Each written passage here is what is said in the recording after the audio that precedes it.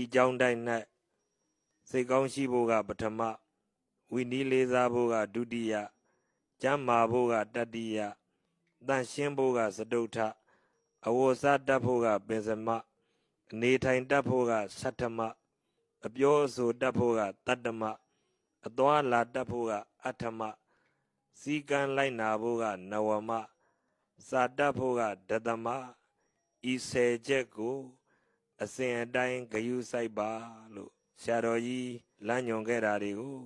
ယခုဆက်ခံနေကြတဲ့မဟာနာယကဆရာတော်ကြီးများကလည်းပဲဆရာတော်ကြီးရဲ့ကျောင်းဆောင်အသီးသီးမှာထိုအဆိုအမိန့်များညွှန်ကြားချက်များကတ်စေပြီးတော့အသိပေးထားတာရှိပါတယ်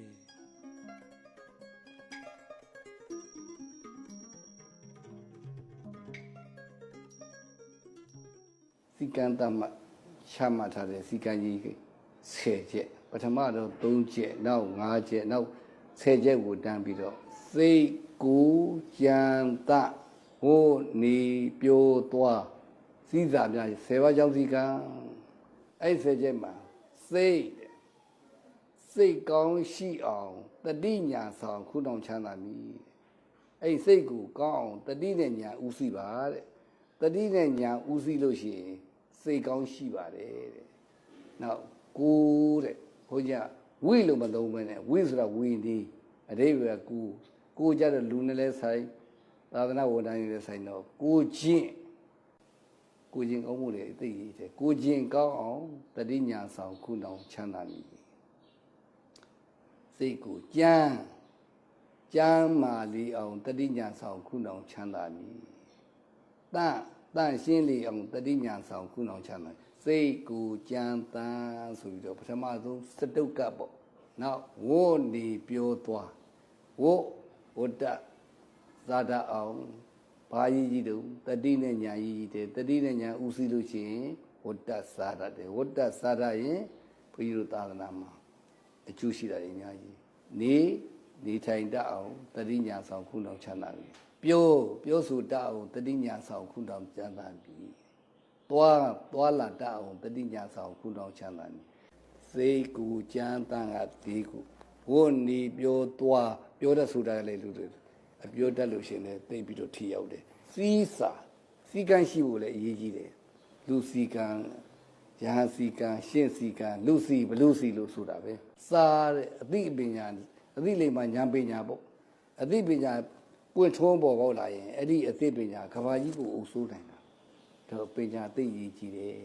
ဒါကြောင့်ဘုန်းကြီးတို့တောင်းကျိုးဆရာတော်ဒါတွေပညာတစ်ခုတတ်ရုံနဲ့မပြီးဘူးတဲ့ဒီအဆက်10ကျဲလို့ဆိုတော့ဘုရားမြတ်စွာပါရမီ10ပါးဖြည့်တာဒါနဟာအခြားဆုံးမလားလို့အဲ့ဒီအခြားဆုံးဖြစ်တဲ့ဒါနကစပြီးတော့နောက်ဆုံးဥပက္ခပါရမီအထိဖြည့်ရတာ10ပါးလုံးပြည့်မှာဘုရားဖြစ်တယ်လို့ပဲတဲ့ဒီကျောင်းစည်းက10ကျက်နဲ့ပြည့်စုံမှအထွတ်ထိပ်ရောက်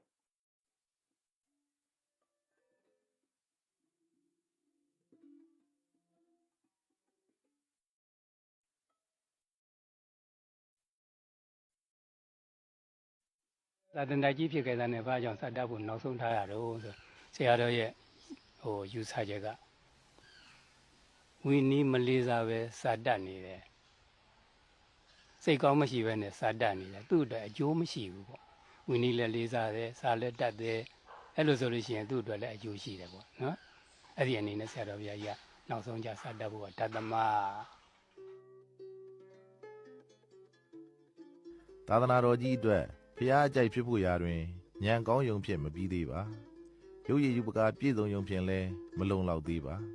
စာတတ်နေယုံဖြင့်လည်းမပြည့်စုံသေးပါစင်စစ်ဝီနီးလေးစားဖို့တရားတရားကောင်းဖို့စိတ်ကောင်းရှိဖို့ကသာဗราဏအဓိကအချက်ဟု၍ဆရာတော်ကြီးကခံယူထားတာကြောင့်ဆရာတော်ကြီးကစိတ်ကောင်းရှိဖို့ပထမလို့တိတိကျကျပြီးပြင်းချမှတ်တော်မူခဲ့တာပဲဖြစ်ပါတယ်ဒီကြောင်းတိုက်၌စိတ်ကောင်းရှိဖို့ကပထမစိတ်မကောင်းပဲနဲ့ဘုန်းကြီးလုံနေတာကိုကမှားတယ်ဘုန်းကြီးလှုပ်ခြင်းရင်ကိုရင်သာမဏေယဟန်ပြုခြင်းရင်ကုသိုလ်ရလို့တဲ့စိတ်ကောင်းကိုလက်တဲ့ထားမှဖြစ်တယ်ဒါကြောင့်စိတ်ကောင်းရှိဖို့ကပထမစိတ်ကောင်းရှိပြီးတော့ဘာလို့ရမလဲ ခုနကဝိနည်းသီလပေါ့ဝိနည်းသီလလေးစားဖို့ကဒုတိယပြီးတော့မှရှေ့လျှောက်ပြီးတော့စတတ်ဖို့ကြတော့တသမ10ခုမြောက်ကြမှာစတတ်ဖို့လမ်းညွှန်ထားတယ်လူများမလည်းပဲဒီလိုပဲစိတ်ကောင်းရှိဖို့အမှန်တန်ကြိုးစားရတယ်လောဘကြီးတဲ့သူကလောဘကိုယောပြီးတော့နေအောင်ဒေါသကြီးတဲ့သူကဒေါသနဲ့သွားအောင်မာမာနကြီးတဲ့သူကမာမာနတွေမရှိသလောက်ကင်းသွားအောင်သူတစ်ပါးကိုမနာလို့တာဝန်တိုးတတ်တဲ့သူကအိတ်တမစ္စရိယခေါ်တယ်အဲ့ဒီအိတ်တမစ္စရိယမရှိသလောက်ဖြစ်သွားအောင်ကြိုးစားရတယ်ဒါမှစိတ်ကောင်းရှိတယ်အဲ့ဒီကဟိုဘက်တော့လှူခြင်းလှူနိုင်ရင်လှူစွန့်ကြဲနိုင်ရင်စွန့်ကြဲမရှိဆင်းရဲတဲ့သူတွေပေးကနိုင်ပေးကဒီလိုသွားရပါတယ်ပြီးတော့မှတဆင့်တဲပြီးတော့ဘာဝနာနဲ့နေရပါတယ်ယခုတော့ကအဲ့ဒီအစီအစဉ်ကိုနားမလည်ကြဘူး